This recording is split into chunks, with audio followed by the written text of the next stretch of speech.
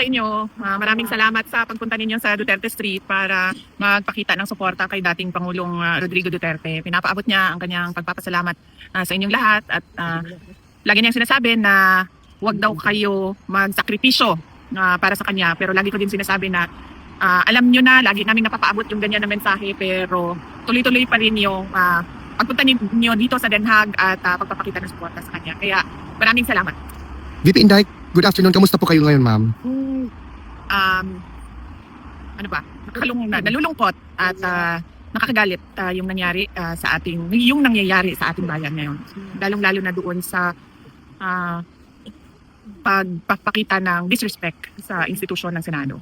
Ma'am, can you expound further, ma'am, when you saw that mayroon talagang effort within the premises of the Senate, ma'am? All efforts are aimed at ensuring that Senator Bato will be surrendered and will be brought before the ICC under their custody. What are your initial reaction nung developing pa yung situation doon, ma'am? Sinasabi ko naman nung una pag tinanong ako sa ICC warrant, sabi ko nga hindi pwede yan. Dahil ang mga foreign courts at foreign tribunals, wala silang jurisdiction sa loob ng Pilipinas. Kaya wala ding visa lahat ng mga issuances ng foreign courts at foreign tribunals sa Pilipinas. Maliban na lang kung ipasok yan sa loob ng local courts at yung local courts ang mag-issue ng kanyang sariling Philippine order base doon sa mapag-usapan sa kaso. Yun ang dapat na proseso. Dahil kapag sinasabi mo na pwede yan sa isang Republic Act, masasagasaan niya yung rights ng isang accused na nasa Bill of Rights natin na protektado ng Constitution natin. Ibig sabihin, nababiolate yung rights ni Senator Bato de la Rosa. At nakita na natin noon. Kaya nga, di ba, nung nangyari yung pagkidnap kay dating Pangulong Rodrigo Duterte, sa paningin ng buong mundo, ang tawag nila doon ay extraordinary rendition. Hindi yon surrender. Kasi sa pilitan mong kinuha yung isang tao sa bayan niya at dinala mo sa ibang bayan. Kaya yun yung opinion at paningin ng buong mundo sa nangyari noon. Ganyan din yung sinusubukan nilang gawin ngayon kay Senator Bato de la Rosa. At hindi nga yan. Hindi siya pwede. Dahil meron tayong constitution na sinusunod. Lahat naman sila nagsasabi, di ba, na para tayo sa constitution. Pero kapag ang administrasyon na ang gumalaw, wala nang constitution, wala nang batas, puro na lang pang-aabuso, pananakot at dahas. VP Inday, alam ba ni former president ang nangyari sa Pilipinas, ma'am? Apparently, nakita niya pala sa balita. Wala naman akong plano kanina na banggitin sa kanya yung pangyayari sa Pilipinas. Pero lumabas sa news at nakita niya pala sa kanyang TV. Kaya pag upo niya, tinanong niya kaagad anong kaguluhan ang nasa Senado. So sinabi ko sa kanila na yun nga, pinipilit ng administrasyon na kunin si Senator Bato de la Rosa. The president should focus on economic recovery and reforms, not on politics. So what we are seeing now is the administration using all government resources to demolish political opposition or those individuals who do not follow or agree or support BBM.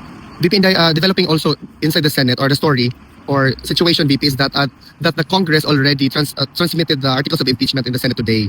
Do you have any reaction to that, ma'am? We have a defense team, impeachment defense team who takes care of the issues and concerns regarding the impeachment. So I leave it up to the lawyers to do their work. Ma'am, do you have a lasting statement to address the Filipino people watching the development of our country, particularly what happened tonight?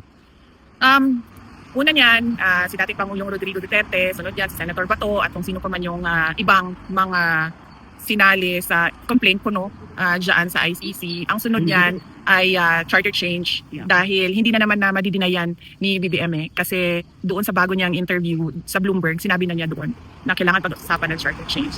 Pag pinag-usapan natin ang charter change, ibig sabihin yan, hindi na yan bababa sa pwesto si BBM. At yan din ang sinabi ni President Duterte kanina. Sabi niya, Pilipinas, mag-ingat kayo kasi hindi na yan aalis sa pwesto niya.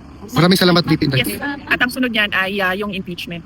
Okay. Ma'am, yung crisis po na nangyayari sa legislative at sa executive, may mga kababayan po tayo na parang ang paniwala po nila ngayon is nagiging martial law na po ang Pilipinas.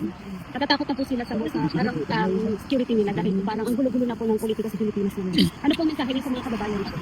Totoo yun, magulo ang ating bayan na hindi naman sana. Nagkakagulo lang tayo dahil kay BBM. Yes. Thank you, VP. May sariling kaligayahan. Senator Bato de la Rosa. Kay Senator Bato de la Rosa, kahapon nagkausap kami pero naikli lang yung pag-uusap namin kasi meron silang meeting na ginagawa. Kanina, tumawag siya sa akin. Unfortunately, hindi ko nasagot yung tawag niya. Nung tumawag ako ulit ay hindi na siya nakasagot. Meron akong nakausap kanina na nasa loob ng Senado pero hindi pa nangyari yung kaguluhan. Hindi pa nangyari yung putukan. Papasok na kasi ako kanina dito sa ICC Detention Unit kaya hindi ko na follow up yung tawag ko kay Senator Bato de la Rosa. Hindi na kasi siya nakasagot. Maghahanap ako mamaya ng tao na pwede kasama niya or pwedeng kumausap sa kanya para matanong kung paano magbigay ng suportas o ano yung mga kailangan niya na pwede namin itulong sa kanya paano magbigay ng suporta sa kanya. Thank you, VP Inday. Mabuhay ka, ma'am. Laban lang, ma'am. Nandito kami para sa'yo. Yes.